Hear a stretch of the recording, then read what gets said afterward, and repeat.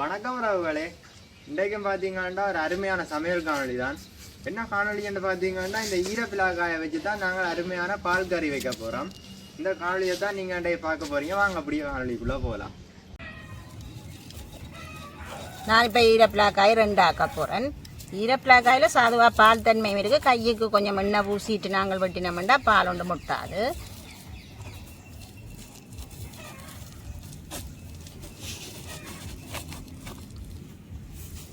நல்ல ஈரப்பிலாக்காய் எங்கள்கிட்ட இல்லை. ஈரப்பிலாக்காய் நாங்கள் சந்தையில் வாங்கின ஈரப்பிலாக்காய் தான். நான் இந்த பாதி தான் சமைக்க போகிறேன். பாதி காணும் எங்களுக்கு அரைவாசி தான் சமைக்க போகிறேன்.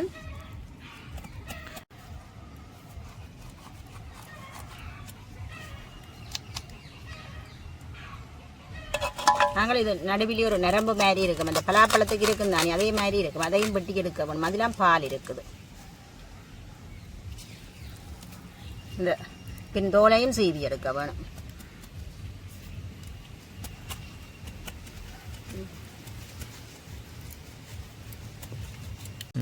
நான் இப்போ எல்லாம் சீவி எடுத்துட்டேன். இதுக்காக தண்ணி ஊற்றிட்டு தான் வெட்ட போகிறேன். ஏன்னா அந்த பிளாக்காய் ஒரு நிறம் மாறி கொண்டு வந்துடும். தண்ணி ஊற்றாட்டிக்கு தண்ணி ஊற்றி விட்டுட்டு தான் வெட்ட போகிறேன். தண்ணி ஊற்றாட்டிக்கு ஒரு கரப்படிச்சோண்டு வந்துடும். டக்குண்டு தண்ணி ஊற்றினா வெள்ளையாக இருக்கு. அதுக்காக நான் தண்ணி ஊற்றிட்டு வெட்டுறேன். சின்ன சின்ன வெட்ட போகிறேன். இப்படி சைஸில் வெட்டினா காணும். எங்களுக்கு அவிஞ்சு வேறு இது நல்ல பலாக்காய்.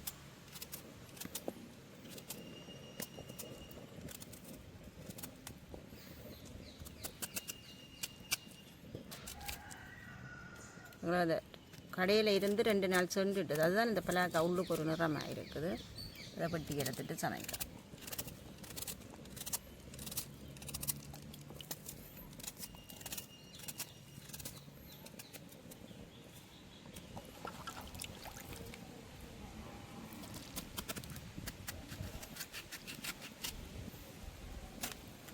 ஈரப்பலாக்காய் சாப்பிடணும். நிறைய சத்து இருக்குது. நல்ல கறி ரொட்டி புட்டு அதுகளுக்கெல்லாம் நல்லா இருக்கும். சாப்பிட பால் கறி வச்சு நிறைய உள்ளி போடணும். ரொட்டியோட சாப்பிட நல்லா இருக்கும். நல்லா இருக்கும். ரொட்டி தொட்டி சாப்பிட நல்லா இருக்கும். புட்டுக்கும் நல்லா இருக்கும். சோத்தோடையும் சாப்பிட்டு கொள்ளலாம்.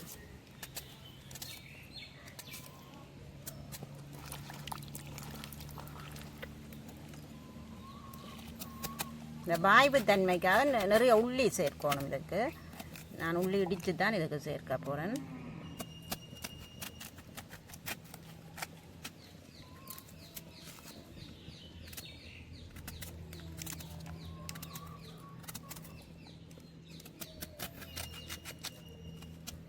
சில பேர் வெட்டுற கள்ளத்துக்காகவே ஈரப்பலாக்காய் வாங்குறீங்க. அதில் ஒரு பால் தன்மை, கையில் ஒரு பால் மாதிரி இருக்கும், பிடிக்கும். அதுக்கு நாங்கள் தேங்காய் எண்ணெயை கையில் பூசிட்டு ஈரப்பலாக்காய் வெட்டினா பிடிக்காது.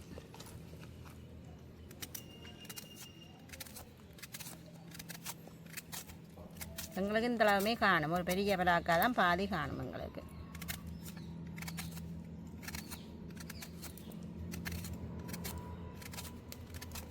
நல்லா அவிஞ்சு பாரு. நல்ல பலாக்காய் வெட்டிக்கே தெரியுது. நல்ல பஞ்சு மாதிரி இருக்குது. வெட்டி எடுத்தாச்சு. நல்லா நிறைய தண்ணி விட்டு கழுவி எடுப்பாங்க. இதுக்கெல்லாம் நாங்கள் வைக்க போகிறேன்.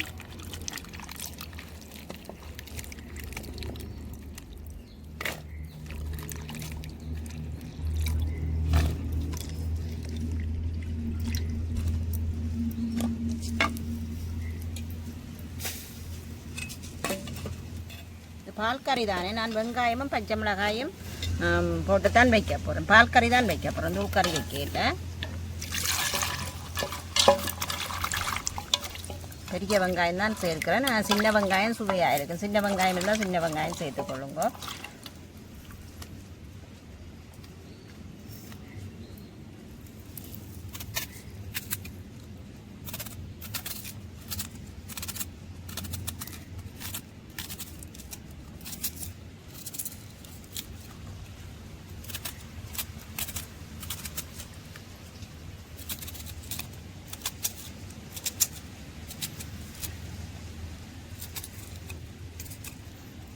பச்சை மிளகாய் நான் இந்த சேர்க்கிறேன். இது கொஞ்சம் உரைப்பு குறைஞ்ச மிளகாய். உரைப்பு உங்களோட கேரத்துக்கு ஏற்ற மாதிரி சேர்த்துக்கொள்ளலாம். மிளகாய் நல்ல உரைப்பு சாப்பிட்றாக்கலன்னா நல்ல உரைப்பான மிளகாய் நிறைய போடலாம். நான் இதுக்குள்ளே கொஞ்சமாக மஞ்சள் சேர்க்கிறேன். நல்ல மஞ்சள் சாதுவாக ஒரு லைட் மஞ்சள் அடிக்க கறி நல்ல வடிவாக இருக்கும். அதுக்காக நான் கொஞ்சமாக மஞ்சள் சேர்க்கிறேன். அதோட தேங்காய் பால் சேர்க்கிறேன். நான் இது இந்த நல்ல பாலில் முதலாம் 2ஆம் பாலில் 3ஆம் பால் தான் சேர்க்கிறேன் அவியறதுக்காக. இதுக்கு தேவையான அளவு உப்பும் சேர்த்து கொள்ள போகிறேன்.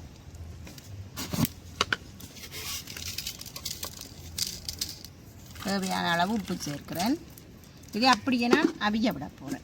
உங்களுக்கு அடுப்பு எரிஞ்சு கொண்டு இருக்குது, அப்படியே வச்சு அவிய விட போகிறேன்.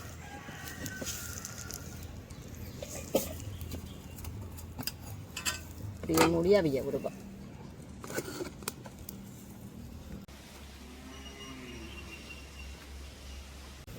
நாங்கள் ஒரு கத்திராந்து பார்ப்போம். அடுப்பு நல்லா எரிஞ்சு கொண்டு நல்லா எரியுது, கறியும் கொதிச்சு அவியுது. இன்னும் கொஞ்சம் எங்களுக்கு அவிய இருக்குது. அவிஞ்சாதான் நல்லா மசிஞ்சு நல்லா குழஞ்சி வருங்க வேறப்பிலாக்க. இன்னும் ஒரு கொஞ்சம் நேரம் அவிய இருக்குது. இந்த விட்ட பால் கொஞ்சம் இருக்குது, இன்னும் கொஞ்சம் நேரம் அவியட்டு.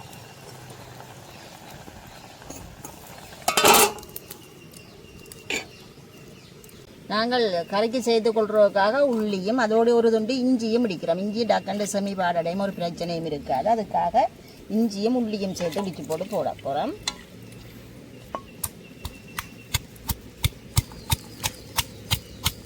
கராக்குது, அதெல்லாம் நான் பொத்தி போயிட்டு இடிக்கிறேன்.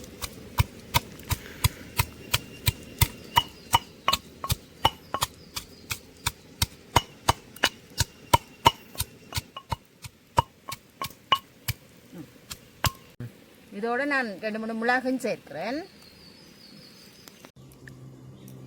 நாங்கள் ஒரு கத்திராந்து பார்ப்போம். உங்களுக்கு இந்த பால் எல்லாம் வற்றி அவிஞ்சிட்டுது, பல அக்கா அவிஞ்சிட்டுது. நீங்கள் இந்த துண்டு துண்டாக வேணுமெண்டா இப்படி மசிக்காமல் விடலாம், களியாக வேணுமெண்டா கொஞ்சம் மசிச்சு விடலாம். அது உங்களோட விருப்பத்துக்கு ஏற்ற மாதிரி செய்யலாம். பாருங்க இப்படி வருது, நல்ல களி ஈரப்பலாக இந்த களியாக வருது. ரொட்டியோட சாப்பிட்றதுக்கு நல்ல களியாக இருந்தால் தான் நல்லா இருக்கும். சில பேருக்கு துண்டு துண்டாக இருக்கிறது விருப்பம்.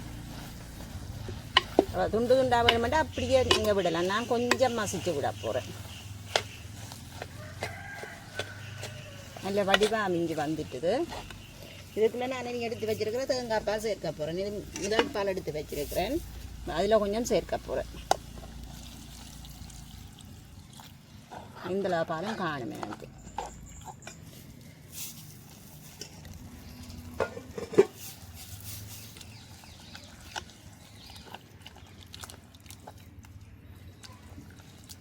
நல்ல வடிவாக அவிஞ்சிட்டுது. பாலும் நல்லா கொதிச்சுண்டா சரி.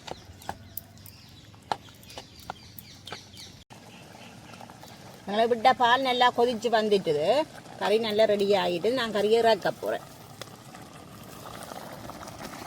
கறி ரெடி ஆகிட்டுது. இறக்கி இப்படியே மூடி வச்சுட்டு இதுக்கு ஒரு தாளி கொண்டு அடித்து போட போகிறேன்.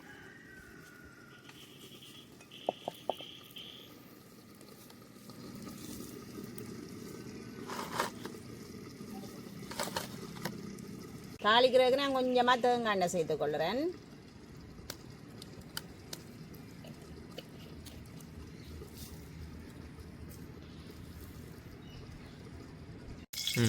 நான் தாளிக்கிறதுக்கு 2-3 செத்தல் வட்டி எடுத்திருக்கிறேன். அதோட வெங்காயம் கொஞ்சம் எடுத்திருக்கிறேன், பெருஞ்சீரகமும் கடுகும் எடுத்திருக்கிறேன். அதோட நான் கருவேப்பிலையும் சேர்த்து கொள்ள போகிறேன். அதோட இடித்து வச்சுருக்கிற இஞ்சி உள்ளி மிளகாய் அதெல்லாம் சேர்த்து இடிச்சேன்னா அதையும் நான் சேர்த்து தாளித்து போட்டு தான் போட போகிறேன். இது நான் வெங்காயத்தை சேர்த்துறேன்.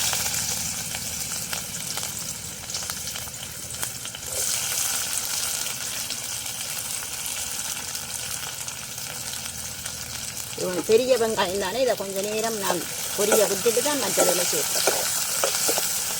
கொஞ்சம் பொரிஞ்சு பிறகு நான் எடுத்து வச்சிருக்கிற செத்தல் பெருஞ்சீரகம் கடுகு எல்லாம் சேர்க்கிறேன்.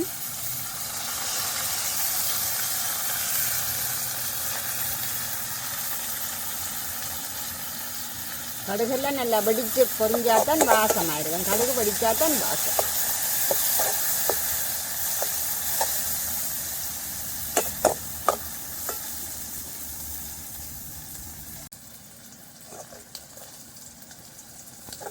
கடுகு படிக்கிறதுக்கு கடுகுங்களுக்கு நல்லா படித்து பொரியுது. நான் இதோட எடுத்து வச்சிருக்கிற கருவேப்பிலையும் சேர்க்கிறேன்.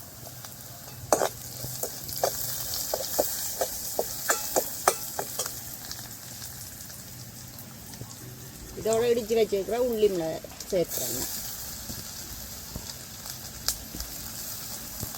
எல்லாம் நல்லா பொரிஞ்சு வந்துட்டு நான் அப்படியே இறக்கி அப்படியே கறிக்குள்ளே சேர்த்து கொள்ள போகிறேன்.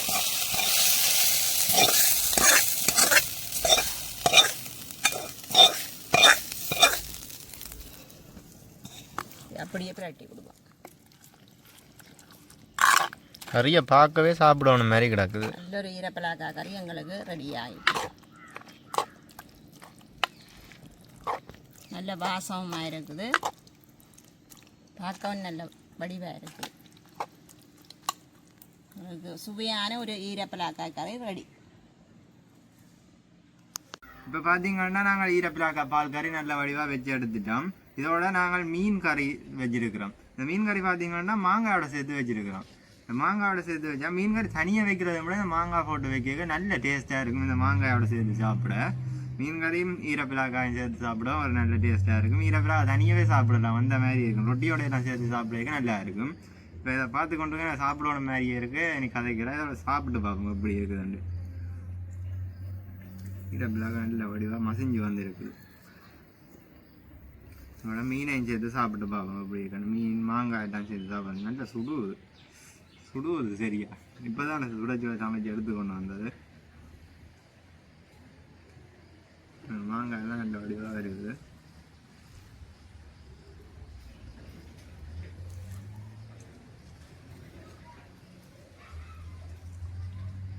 இந்த ஈரப்பிலாக்கா மீனையும் சேர்த்து இந்த மாங்காய்க்கு இந்த மீன் கரைக்க போட்ட மாங்காயம் சேர்த்து குழச்சி போட்டு சாப்பிட ஒரு தனி டேஸ்ட் கொண்டு வருது. நல்லா இருக்குது அந்த டேஸ்ட். ஈரப்பிலாக்கா கறியும் சொல்ல தேவையில்லை, அந்த மாதிரி தான் இருக்குது டேஸ்ட். சாப்பிட்டு கொண்டு இருக்கணும் போலவே இருக்குது. இப்படி டேஸ்ட் சொல்ல தேவையில்லை.